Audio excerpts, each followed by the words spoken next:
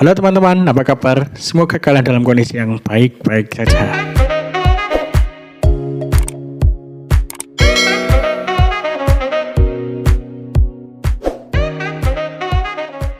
Ah, Kembali lagi bersama saya Bram. Dan terima kasih sudah subscribe channel ini sampai 100 subscriber. Luar biasa, meskipun masih kecil tapi aku mau ucapkan terima kasih ke kalian sudah support channel ini, sudah mendukung channel ini. Sesuai dengan judul yang sudah kalian baca, kali ini di segmen kisahku ya. Tapi sebelum aku bercerita, yang ingin aku garis bawahi adalah aku ini bukan orang yang wah dalam segi agama. Ya orang-orang biasa saja, oke? Tapi aku harus, mungkin ada keharusan untuk nge-share ini karena mungkin ada beberapa orang di sana yang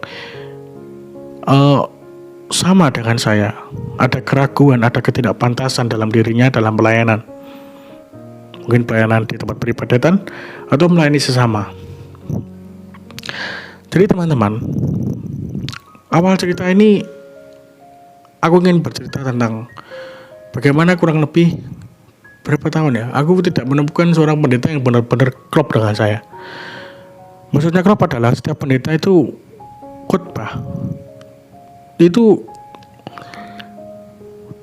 jarang serak di hati saya, masih kurang gitu loh, ada yang kurang gitu, kadang kurang menarik, kadang kurang ini, itu yang selalu ada di pikiran saya. Meskipun apa yang beliau khotbahkan saya tahu, saya paham, tapi ada aja kekurangannya, ada aja yang aku bisa lihat di sisi kekurangan, di sisi kelemahan, itu entah mengapa masuk di otak aku.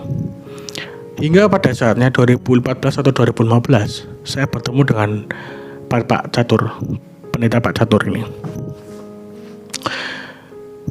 Beliau pada saat saya pertama melihat beliau khotbah, karena memang saya dulu tidak di gereja tersebut ya, saya pindah dan baru di gereja tersebut, dan pertama kali saya melihat Pak Catur khotbah, itu rasanya klop gitu loh. Apa yang beliau utarakan, apa yang beliau sampaikan, Alkitab dengan kehidupan, itu benar-benar seperti ini.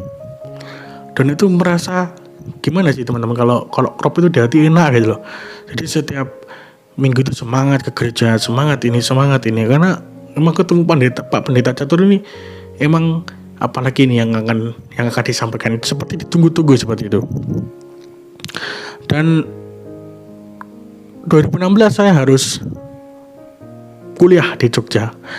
Secara otomatis saya tidak bisa mendengarkan khotbah beliau lagi gitu kan, karena saya harus pindah seperti itu. Tapi saya di Jogja pun sudah bertemu dengan Pak Paulus Lee sama.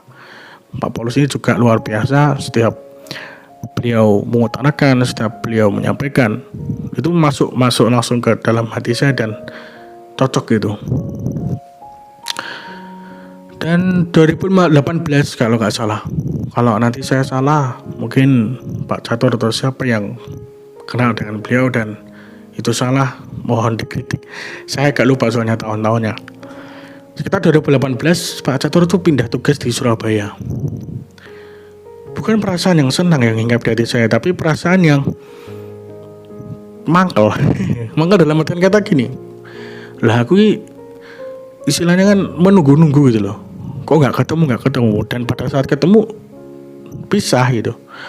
Otomatis kan saya nggak bisa mendengarkan khotbah beliau lagi gitu. Sebenarnya bisa, tapi kan ya di Surabaya, saya kan di Jogja, kalau nggak di Kediri nggak mungkin saya ke Surabaya gitu loh. Jadi ada perasaan sedih di situ, nggak bisa mendengarkan khotbah beliau lagi gitu, campur aduk lah rasanya. Terakhir saya bisa merasakan khotbah beliau Pak Catur itu sebelum pindah tugas, itu Natal, itu Pak Catur terakhir khotbah dan saya mendengarkan itu terakhir. Sebenarnya setelah Natal itu ada, cuman kan saya harus kembali lagi ke Jogja untuk kuliah, jadi nggak ketemu gitu. Dan saya juga foto-foto dengan beliau untuk istilahnya mengenang gitu. Meskipun sebenarnya juga bisa ketemu saja di Surabaya seperti itu kan. Dan pada saat balik ke Jogja itu kayak nggak rela gitu. Bener, karena nggak rela itu. kok secepat ini gitu loh. Bukan sok puitis atau gimana, cuman ya itu benar merasakan ya, karena udah menunggu lama dan dikasih sama Tuhan kok malah diambil lagi, maksudnya dipindah lagi gitu loh, nggak ketemu lagi dong kita gitu kan. Dan akhirnya pergumulan saya dijawab oleh Tuhan melalui Pak Paulus Lee. Ini dalam bahasa saya karena saya lupa bahasa yang ngasih kan panjang sekali. Ini dalam bahasa saya bahasakan dengan bahasa saya. Intinya adalah kita ini kalau ke gereja, kalau ibadah, kita mencari Tuhan, bukan mencari siapa yang mengkhotbahkan, siapa yang melayani di sana, siapa yang berdiri di depan, bukan itu tujuannya. Tapi kita ada ke gereja itu untuk mencari Tuhan, menyembah Tuhan, memuji nama Tuhan. Di situ saya langsung kok terjawab pergumulan saya, dan langsung sadar, oke, nggak boleh ternyata seperti ini, harus berubah. Dan seketika itu juga mindset saya langsung berubah juga terhadap pola pikir saya yang selama ini aku ini ibadah lihat siapa yang di depan dulu, siapa yang hari ini melayani, siapa yang hari ini jam ini main itu siapa. Saya sering seperti itu sebelum Pak Paulus ini berbicara seperti itu, saya sering. Tapi setelah beliau bilang seperti itu, saya sudah tidak tidak mencari-cari seperti itu. Ya pun siapapun yang ada di sana, Tuhan memberkati dalam nama Tuhan, dalam nama Tuhan Yesus. Ya udah, Tuhan yang istilahnya ya wis jalan gitu. Karena apa yang Pak Pendeta, siapapun pendetanya, apa yang beliau sampaikan itu dalam nama Tuhan, Tuhan ada di situ, seperti itu. Aku meyakini itu, dan Pak Paulus pun juga bilang seperti itu. Itu yang merubah mindset saya sampai sekarang. Dan dalam pelayanan pun Pak Paulus ini mengubah mindset saya dan mengubah hidup saya dalam pelayanan. Karena 2018 atau 2019 saya lupa. Sejak dulu sebenarnya saya itu pengen banget pelayanan. Tapi saya malu dan saya merasa nggak pantas gitu loh. Iya, saya merasa itu. Karena yang pertama saya nggak bisa main musik. Kan pelayanan kan ada yang musik, ada yang nyanyi. Saya nggak bisa itu. Terus juga saya juga nggak bisa vokal, juga nggak bagus. Saya mau pelayanan apa gitu kan? Saya bingung. Entah suatu ketika sebelum ibadah itu, aku bilang sama Tuhan, aku pengen pelayanan. Tapi saya nggak tahu pelayanan apa. Kasih saya jalan atau kasih saya keyakinan bahwa saya bisa untuk pelayanan. Itu beneran hari Minggu sebelum ibadah. Entah kenapa saya bangun tidur pengen banget pelayanan. Lihat teman-teman kan di gereja yang di Jogja itu kan ada yang pemuda-pemuda gitu kan. Kok pengen gitu kan. Entah kenapa pada saat hari itu aku bilang seperti itu gitu. Dan benar pada saat khotbah Pak Paulus lagi bilang, kalau teman-teman sampai saat ini belum melayani Tuhan, mulai sekaranglah untuk pelayanan di gereja ini. Karena di gereja bukan hanya menyembah, memuji nama Tuhan, tapi melayani Tuhan itu perlu. Mulai sekarang kalian harus ikut pelayanan. Itu yang seperti itu. Dan Pak Paulus juga menyanyikan lagu yang hidup ini adalah kesempatan, hidup ini untuk melayani Tuhan. Jangan sia-siakan apa yang Tuhan beri. Hidup ini harus jadi berkat. Itu sampai sekarang kalau saya mendengar dan menyanyikan lagu itu kayak terketuk ada di situ. Apakah ini jawaban Tuhan selama ini aku renungkan? Aku memohon sama Tuhan bahwa aku ingin pelayanan tapi bingung pelayanannya apa. Dan Pak Paulus menjawab itu. Tuhan menjawab melalui Pak Paulus. Dan itu sampai 4 kali loh. 4 kali saya dijawab, 4 kali, 4 minggu berturut-turut seperti itu terus. Yang minggu ketiga ini apa aku pantas gitu. Aku ingin keyakinan lagi gitu loh. Aku ingin keyakinan lagi bahwa aku emang benar-benar boleh pelayanan di sini. Dan membahas lagi tentang pelayanan. Sampai saya oke, berarti emang boleh di sini. Tapi masih saat itu masih bingung. Saya harus apa itu masih bingung.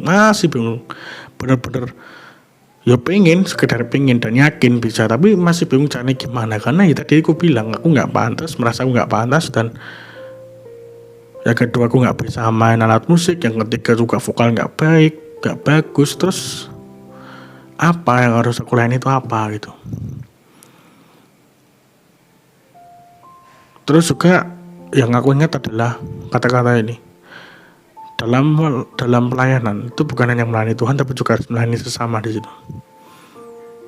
Oke, di situ udah mulai berpikir oke. Udah kita tambah semangat gitu loh. Tambah semangat dalam artian kata tambah ingin terus melayani. Tapi juga bingung caranya gimana. Padahal pengen banget pelayanan di gereja gitu. Sampai di minggu keempat. Di minggu keempat tuh masuk ke gereja, dan biasa kan masuk ke gereja terus ada doa dulu di situ. Dan aku bilang, Tuhan, aku hari ini ingin Tuhan tunjukkan jalan gimana saya caranya bisa pelayanan. Entah melalui siapa, saya pengen pelayanan, Tuhan tolong tunjuk dan berikan saya jalan. Sebenarnya khotbah atau tema pada saat hari itu bukan tentang pelayanan apa gitu lupa. Tapi akhir-akhirnya diselip-selipkan juga tentang bahas-bahas pelayanan. Sama seperti minggu-minggu berikutnya. Dan ini kok terus-terusan seperti ini, gue pikirkan. Kok terus-terusan, apa ini pertanda bahwa aku boleh? Kok terus-terusan gitu. Itu masih bergumul sampai selesai ibadah. Ada doa dulu sebelum pulang. Dan aku cuma bilang, Tuhan kalau emang boleh tolong tunjukkan hari ini juga sekarang. Saya gak mau besok, saya maunya sekarang. Setelah saya bilang amin, kalau selesai ibadah kan biasanya langsung balik. Saya nunggu dulu sampai jemaat itu agak sepi dikit baru saya pulang. Lah sebelum saya pulang, di pintu keluar itu saya ketemu seseorang yang berjasa juga dalam hidup saya dalam hal pelayanan. Itu namanya Bang Ajan. Sebelumnya saya nggak tahu namanya Bang Ajan. Tapi sebelumnya saya nggak kenal namanya Bang Ajan. Tapi saya tahu itu karena Bang Ajan ini ternyata saya sering main PS. Dan Bang Ajan ini yang nunggu. Sebelumnya saya kan nggak kenal, saya nggak tahu namanya. Tapi pada saat pertemuan itu saya jadi kenal gitu. Dari sedikit ngobrol dan saya bilang, Bang, aku pengen pelayanan di sini. Karena ya aku spontan aja gitu. Sebenarnya nggak tahu kalau Bang Ajan itu pengurus dari ya timnya lah, tim dari jam tersebut. Ya aku spontan aja, Bang, aku pengen pelayanan di situ. Dia tanya, pelayanan apa lah? Gak ngerti, Bang, wis pokoknya pelayanan lah. Alat musik nggak bisa, nyanyi nggak bisa. Ya udah, kayak ditempatkan di asar. Nah, aku cuma bilang oke gitu. Akhirnya singkat cerita, hari minggu besoknya lagi saya ibadah, saya pelayanan dan saya jadi asar. Kalau asar itu yang istilahnya nyambut jemaat, mencarikan tempat duduk gitu, pokoknya yang di depan lah. Saya nggak tahu kan kalau pelayanan itu harus pakai stola. Pada saat pertama kali saya pakai stola, hati ini rasanya berkecamuk. Kayak nggak pantas pakai stola ini. Bahkan pengen copot sampai kudu nangis rasanya. Sampai saya bilang ke Kak Sela, Saya juga salah satu pengurusnya juga. Hasil kalau saya pelayanan tapi nggak pakai stola boleh nggak? Dan nggak stola nggak boleh, harus pakai stola. Oke. Saya mundur dulu dan saya doa dulu. Tuhan, terima kasih udah diperbolehkan pelayanan. Terima saya dengan segala kekurangan saya bilang gitu. Semoga pelayanan hari ini berjalan dengan lancar, amin. Dan saat itu juga udah mulai enak, udah mulai tenang, udah mulai menerima. Tapi tetap ada beban di sini. Stola ada beban, tetap pakai stola ada beban. Dan puji Tuhan pada hari itu seneng, bangga. Terus pokoknya nggak bisa diutarakan lah. Karena ya nunggu-nunggu kan, maksudnya selama ini pengen pelayanan dan Tuhan menjawab itu gitu. Tapi lama-kelamaan namanya manusia, ada titik sombongnya. Jadi merasa bangga, merasa sudah wah, ada titik sombongnya di situ. Dan lagi-lagi Tuhan menjawab langsung. Lupa saya nama pendetanya siapa, lupa. Ininya bilang gini, meskipun kalian pelayanan di sini, meskipun kalian melayani, baik sama mau ataupun Tuhan, tapi kalau ada kesombongan di situ, sama saja bohong. Dan di situ langsung terjawab semua apa yang saya rasakan langsung. Oke, terima kasih.